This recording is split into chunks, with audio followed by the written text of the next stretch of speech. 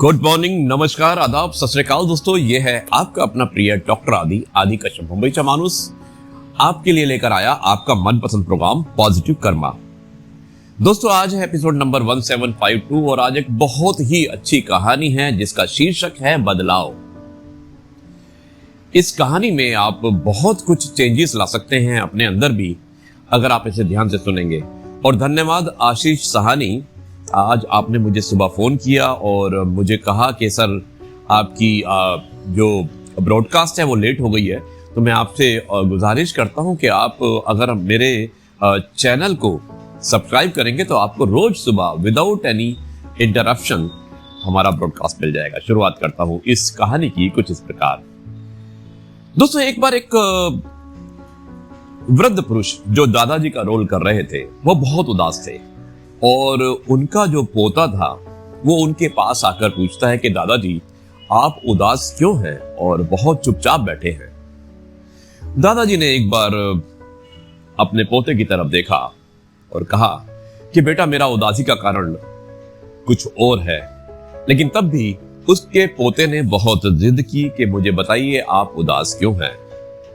तो दादाजी ने कहा कि बेटा जब मैं तुम्हारी तरह छोटा था मेरी कोई जिम्मेवारी नहीं थी और मैं सोचता था कि मैं पूरी दुनिया को बदल दूंगा,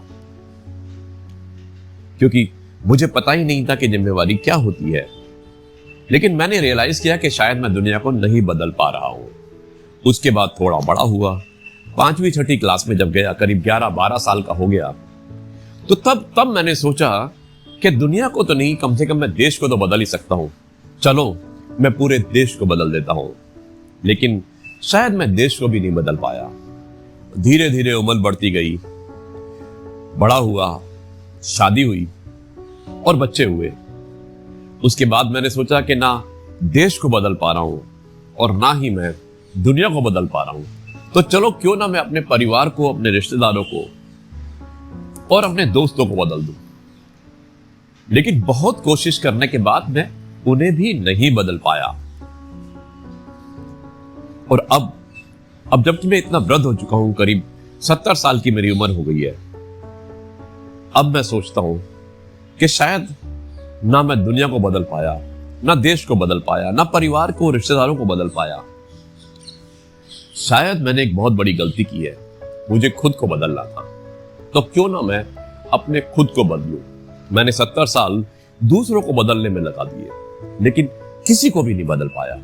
पर जरूरी था मेरे लिए सबसे पहले अपने आप को बदलना।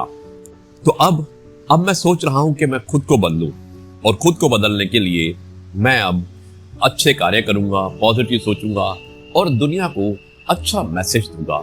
और मेरे पोते, मेरे बेटे, मैं आपसे भी यही गुजारिश करता हूं, यही मैं आपसे प्रे करता हूं, यही प्रार्थना करता हूं कि तुम भी अगर कुछ भी बदलना चाहते हो तो पहले स्वयं को बदलो, अपने आप को बदलो। अगर तुम अपने आप को बदलोगे तो दुनिया अपने आप ही बदल जाएगी, क्योंकि दूसरों को बदलना इतना आसान नहीं है। पहले अपने आप को बदलो तो दूसरे अपने आप ही बदल जाएंगे, क्योंकि कहते हैं ना कि जो देखता है उसी हिसाब से उसे महसूस करता है। तो अगर तुम अपने आप को बदलोगे तो दुनिया आपको फॉलो करेगी और आपकी तरह बदलना शुरू हो जाएगी। तो दोस्तों ये थी कहानी।